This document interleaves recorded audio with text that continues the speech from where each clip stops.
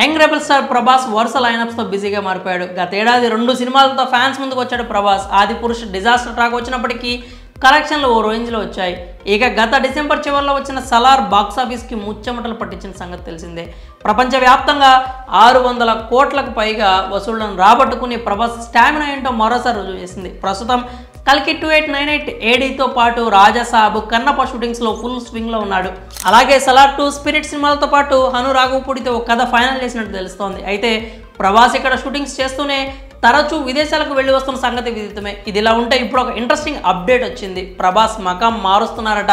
India నుంచి London shift అవబోతున్నారట. ఎందుకంటే అక్కడ విలాసవంతమైన భవనాన్ని అద్దెకు తీసుకున్నారని టాక్ నడుస్తోంది. ఇంత సడన్గా ఏంటి నిర్ణయం అనుకుంటున్నారా?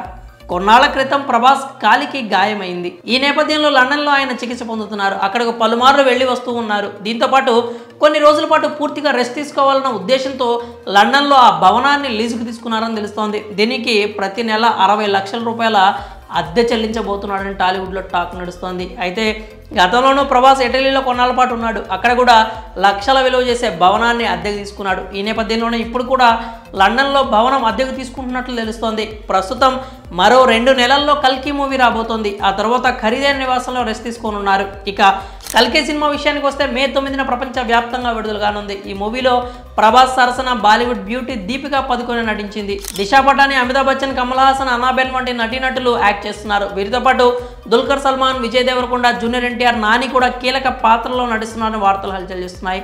అది నిజమో కాదో తెలియాలంటే సినిమా రిలీజ్ అయ్యే వరకు మనం అయితే వెయిట్ చేయాల్సిందే. మరి ప్రభాస్ కొన్నాళ్ళు లండన్లో ఉంటాడంటూ వస్తున్న వార్తలపై మీరేమనుకున్నారు? మీ అభిప్రాయాన్ని కామెంట్స్ రూపంలో తెలియజేయండి.